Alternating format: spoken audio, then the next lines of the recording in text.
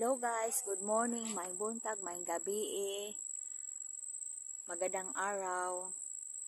Akong gi-feature ang kahoy na taas kaayo na makakita jud kag mga dagko na kahoy diri sa Philippine Eagle na mga akasya na mulas og pila ka tuig. I think 50 years, 20 years kay dagko man kay siya.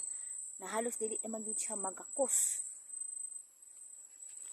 Which is maayo pud para sa mga agila, mga monkey, daghan din siya mga monkey.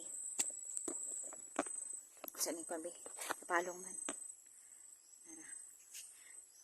Amaze ka sa mga kahoy na mga dagko. Ila pa yung giprotect hangtod karon. Napos siya pukyutan, kupyutan, bali pukyutan, nanay kahoy sa babaw. Thank you for watching guys. Bye-bye. Ingat po kayo. God bless.